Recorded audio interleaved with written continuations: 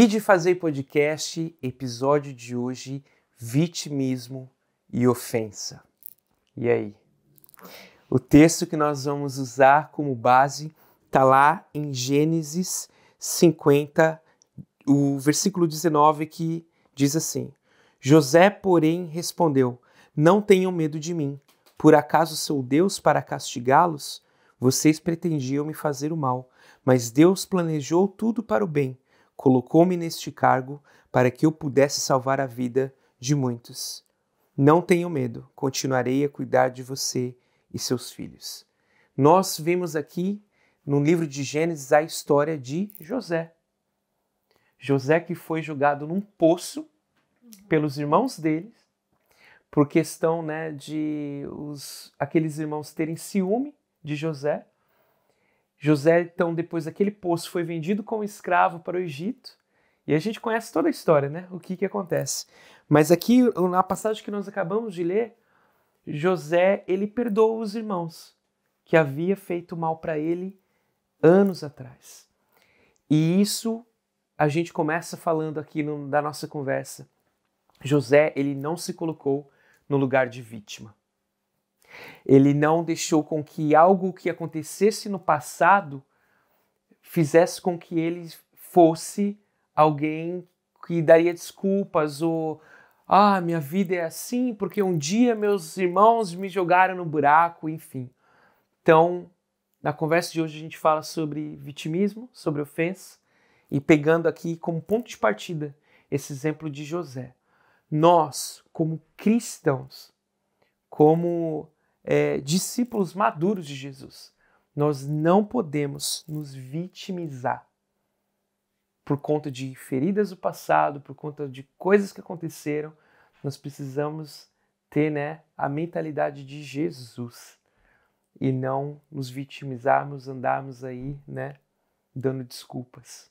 Eu sou assim porque me machucaram um dia.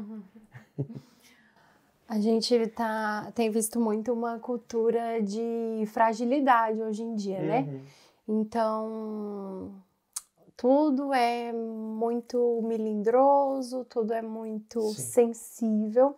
Tem pautas que realmente são válidas, a gente não pode negar isso.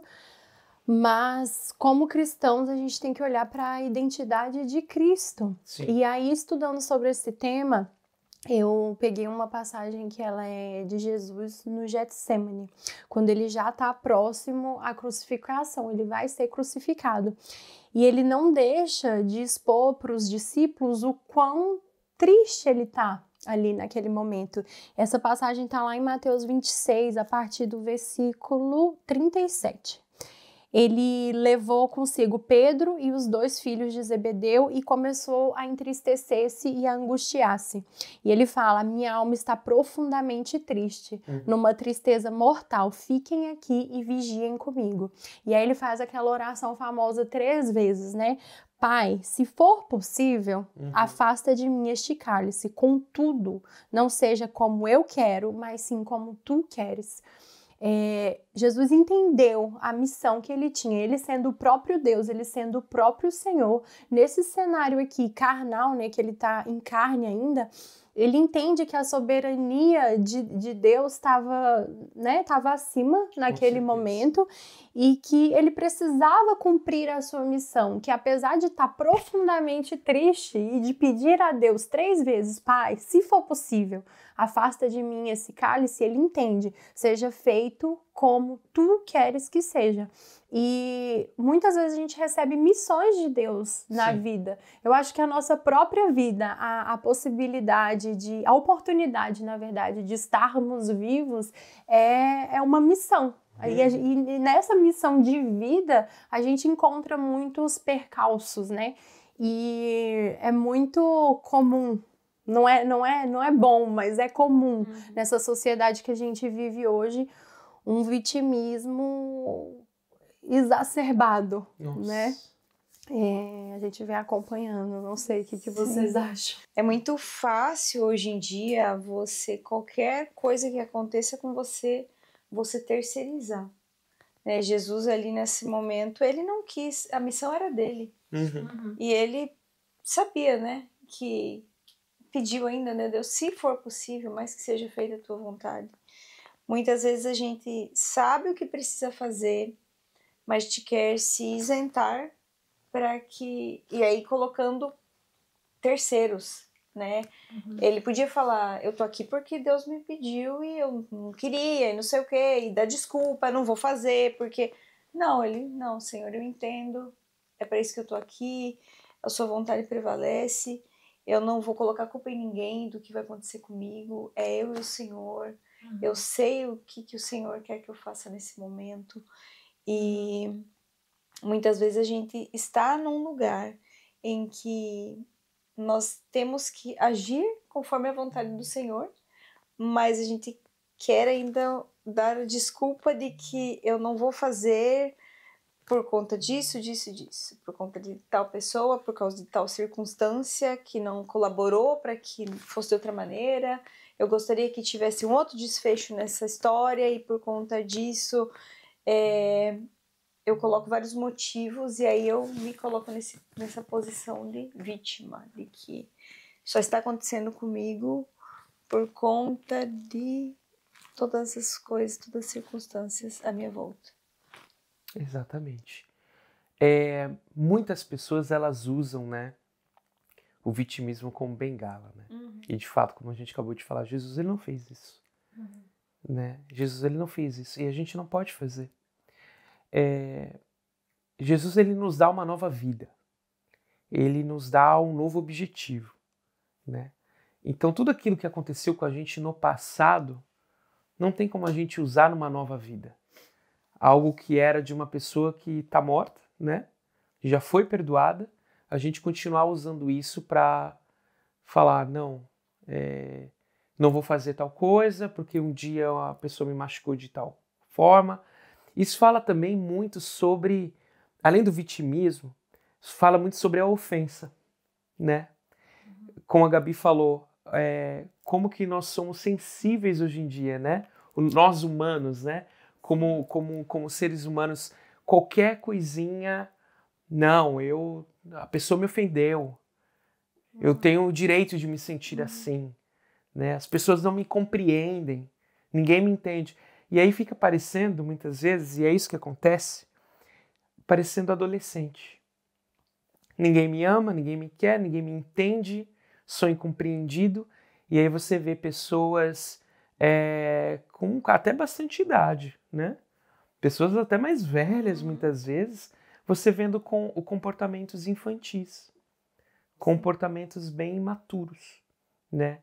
E o vitimismo, falando bem rasgado, o vitimismo, ele mostra muito uma imaturidade.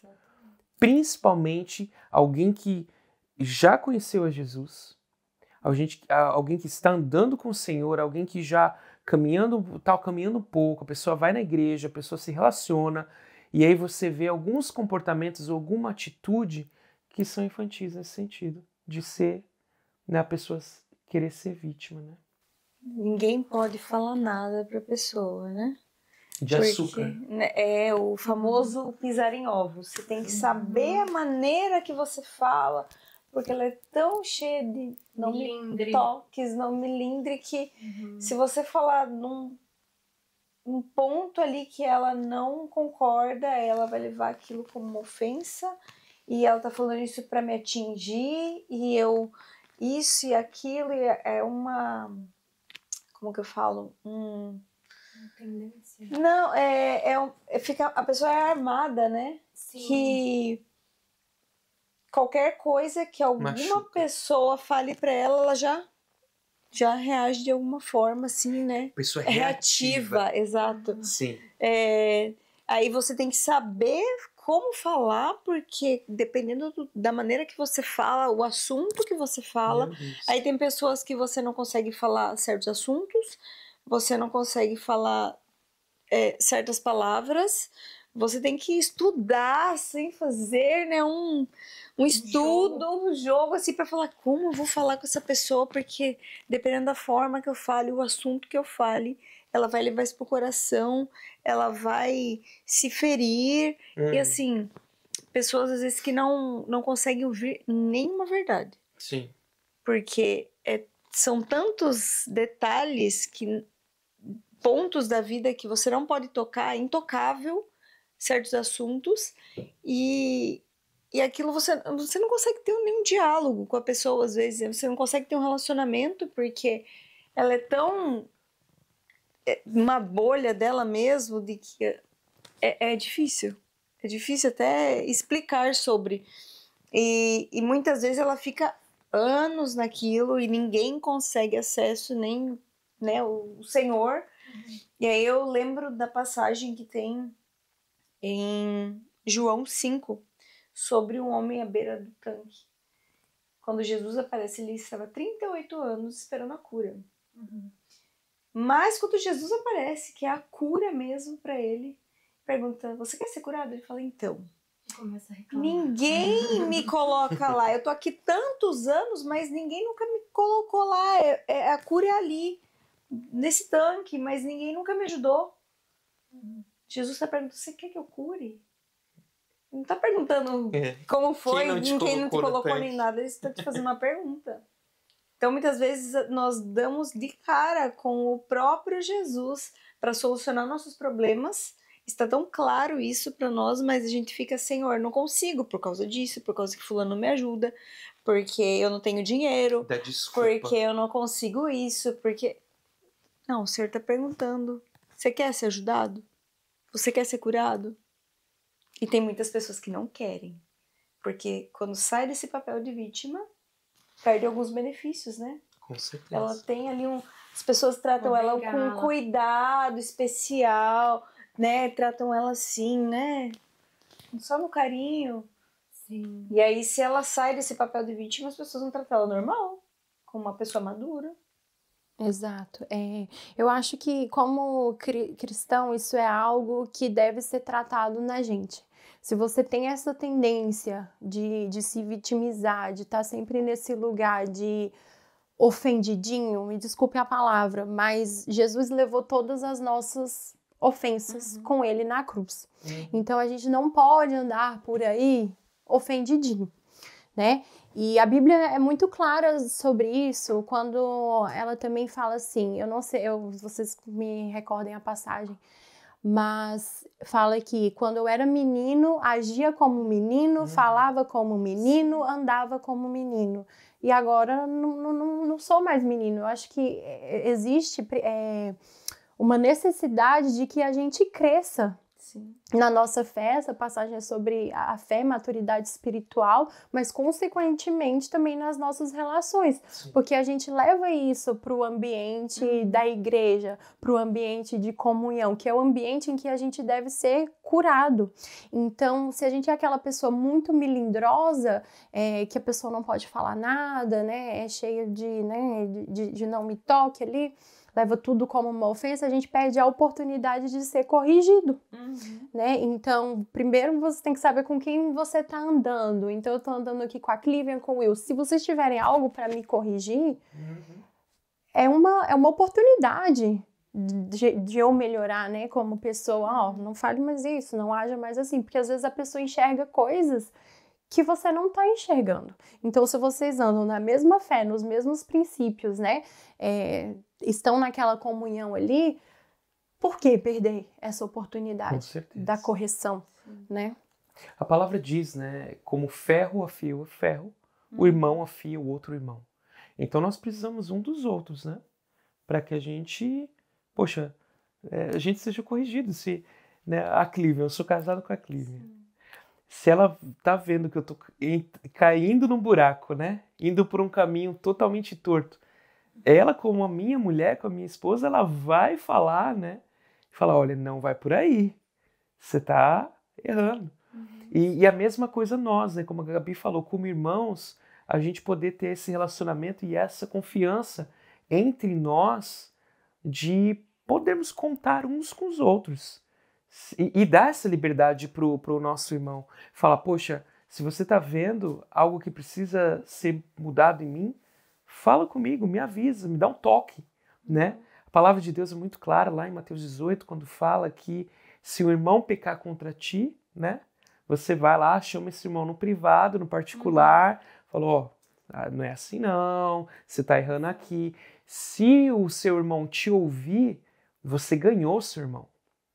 Agora, se ele não te ouvir, aí vai para as outras etapas, né? Mas é tudo isso que vocês falaram e algo que o Espírito Santo coloca no meu coração quando a gente fala sobre isso é que o vitimismo tem a ver também com a nossa identidade. Porque é igual esse cara do tanque, né? Esse paralítico.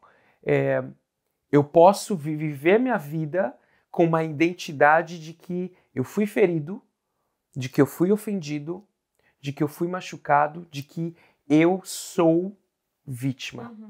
Ou eu posso viver uma vida de que, não, agora eu sou filho de Deus, eu fui curado, eu fui restaurado, eu fui liberto, eu tenho uma nova vida. Então eu não preciso mais dessas muletas. Eu não preciso mais dar essa desculpinha. Eu tenho uma nova vida, eu sei quem é o meu pai e a partir de então, né, caminhar nesse sentido, né? E a Bíblia também fala, lá em Provérbios 4, 23, diz que, acima de tudo, guarde o seu coração, pois dele depende toda a sua vida. Guardar o coração tem a ver com o controle emocional. Como a gente controla as nossas emoções, né? Como a gente guarda o nosso coração. Então a gente precisa de fato lembrar disso e sair desse papel de vítima e viver essa maturidade que o Senhor quer para nós. A Bíblia também fala, né, que nós temos que conhecer e prosseguir em conhecer e que a gente vai se desenvolvendo até atingir a estatura de varão perfeito. Ou seja, até a gente ser gente grande, né, em outras palavras. Então, como eu tinha dito anteriormente, e casa muito com o que a gente está falando, o vitimismo ele mostra muita imaturidade. Ele mostra, assim, a pessoa, um adolescente, né, espiritual, cheio de birra, cheio, né, pisar em ovos. Ai, não fala isso pra mim, tal, não sei o quê. A pessoa vira a cara, não fala mais com você, vai embora da igreja. Não é essa atitude. Não é essa atitude na nossa vida, né, que a gente deve ter na nossa vida, na igreja, como cristãos, como pessoas. A gente tem que sair desse lugar de vítima. Quando você fala sobre guardar o coração, às vezes a gente ora porque a gente quer atingir, né, essa maturidade, a gente pede ao Senhor para que Ele nos ajude a crescer. E essa questão de ser corrigido, como a Gabi falou também, e sobre guardar o coração, muitas vezes o Senhor ele vai nos proporcionar momentos em que nós vamos ser confrontados, nós vamos ser exortados em amor, né? E com pessoas que a gente anda próximos e que falam, olha, você não está indo pelo caminho certo, como você falou, sobre, né, nós como um relacionamento, se eu olhar para você e ver que você está indo por um caminho que não é correto, eu alertar. Mas que o Senhor guarde o nosso coração para que quando chegue essa, ai Senhor, me ajuda a crescer, me ajuda a melhorar. Aí vem o irmão e fala, você precisa melhorar. Ai, mas meu irmão, não. Quem é você para falar o que eu preciso fazer ou não? Não, você está orando, pedindo para o Senhor, para você melhorar. Aí chega um enviado do Senhor que fala as verdades que precisam ser ditas. Sim. Perante a palavra e você não aceita. Então, assim, Senhor, meu coração está aberto, guardado em Ti, para que eu possa receber todas as exortações que eu preciso para melhorar como pessoa. Sim, eu vejo muito que a gente tem que estar muito aberto a isso, principalmente na igreja. Porque é onde a gente é curado e como é um lugar que tem muitas pessoas de diferentes temperamentos, acaba tendo, querendo ou não, alguns conflitos, algumas discordâncias, opiniões diferentes, né? E a Bíblia é muito clara que a gente busque paz nesse ambiente, paz com os nossos irmãos. A gente falou nos episódios anteriores sobre perdão, né? A gente tem que ser sábio para tentar deixar com que o ambiente ele fique o mais pacífico possível. Deus chama a gente para sermos pacificadores. Então, se a gente está nessa posição de vitimismo, é uma posição também de orgulho, né? E lá em Tiago fala, né? Em Tiago 3,17, mas a sabedoria que vem do alto é, antes de tudo, pura, pacífica, amável, compreensiva, cheia de misericórdia, de bons frutos, imparcial e sincera. O fruto da justiça semeia-se em paz para os pacificadores. E aí continua falando que Deus se opõe aos orgulhosos, mas concede graça aos humildes. Então a gente tem que ter humildade para ser corrigido em graça, em paz, né, na nossa comunidade como igreja mesmo. E Tiago, ele continua ali, né, falando, alfinetando. Irmãos, não falem mal um dos outros. Quem fala contra o seu irmão ou julga o seu irmão, fala contra a lei e a julga. Quando você julga a lei, não está a cumprindo, mas está se colocando como juiz. Então, só de ficar, né, ofendendo ali, isso está muito ligado à ofensa ao seu irmão, você já não está cumprindo a lei. Né? Então, a gente tem que estar muito atento nisso, principalmente, acho que no ambiente da igreja. Em casa também, mas no ambiente da igreja é bem na nossa vida. Mas o ambiente da igreja, de fato, ela é importante porque, cara, uma igreja é como um hospital, né? Tem os enfermeiros, tem os médicos que já estão, né, que estudaram, que estão ali para atender, vai entrar os doentes, né? Quem cura é Jesus, né? Vai entrar gente doente, vai entrar gente que precisa de uma cirurgia, enfim, é um hospital, né? E tá todo mundo no mesmo barco dentro de uma igreja, né? Nós estamos aprendendo juntos. Então essa humildade de fato nós temos que ter para se permitir estar aberto, disponível para ser corrigido, para que venha a luz, né, sobre a nossa vida e para que a gente aprenda com humildade, como, né, a Gabi falou, e a gente aprenda com Jesus, né? Então esse lugar de ofensa, né, tem até um livro muito bom, uma recomendação, um livro do John Bevere que chama A Isca de Satanás, e ele fala que a isca do diabo é a ofensa. O diabo, ele planta uma pequena ofensa ali no meio do povo, e aí quem fisgou aquilo lá, quem ficar ofendido com aquilo, pronto. Já começa a querer ter uma divisão, que começa a querer ter briga, intriga. Então a gente precisa tomar cuidado com isso, saber que nós vamos ter várias oportunidades, e oportunidades aqui eu digo, né, de se ofender, de ficar ofendido, mas cabe a nós entendermos que aquilo não provém do Senhor, que nenhuma divisão, nenhuma facção, nenhuma contenda, nenhuma ofensa provém de Jesus, e a gente, então, como cristãos maduros, a gente fala, não, peraí, Senhor, tá acontecendo tal coisa, guarda o meu coração, limpa meu coração, para que eu não fique ofendido, para que eu não pense coisas na minha cabeça, para que eu tenha alguma coisa contra o meu irmão, né? Então, é nosso papel também guardar o nosso coração com relação à ofensa e pedir que o Espírito Santo também nos guarde a nossa mente.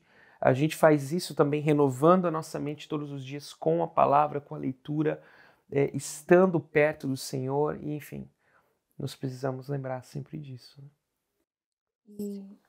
Não, estava pensando aqui que é bom a gente não deixar também que as coisas tomem proporções muito grandes que depois não consiga resolver. Você estava falando, né? Não deixar que uma ofensa ali fique pairando no meio. Já viu que vai surgir algum boato, algum burburinho daquilo, já se retira, já procura o seu líder, o seu responsável, né? Tentar resolver isso antes que tome proporções muito grandes, porque aí fica mais difícil. Deus é misericordioso e vai resolver no final, mas a gente pode, né, apaziguar. E eu acho que a gente consegue também apaziguar perguntando exatamente, né, se a pessoa, você escutou algo, alguma pessoa falou diretamente com você e você ficou em dúvida sobre a mensagem que a pessoa veio te trazer, você perguntar, não entendi muito bem, Você pode me dizer? Porque senão você sai dali pensando várias outras coisas. Por isso que é importante, né? A gente sempre fala do Diálogo. diálogo. Da comunicação. E também o óbvio precisa ser dito. Porque muitas vezes a gente fica ali, né, numa mensagem subliminar, a pessoa não falou algo, ela sentiu algo, aí ela não falou exatamente tudo aquilo que ela entendeu, aí fica criando uma ideia, enfim. E aí ela fica nesse papel de estão falando contra mim, estão pensando algo contra mim, e eu sou a vítima, e tudo conspira contra mim, e nem era isso. Não era mesmo. Vira uma confabulação mesmo, é uma fábula. Só que por mal. Só tá na sua cabeça. Né? É um lugar bem sensível. Amém. E você já esteve no lugar de vítima? Ou está no lugar de vítima? Você já se ofendeu? Comenta aqui nesse episódio como essa palavra falou com você. Não deixe de compartilhar essa mensagem. E se inscrever no canal, nos seguir nas redes sociais. E que Deus abençoe a sua vida. Nos vemos no próximo episódio no nome de Jesus. Deus abençoe.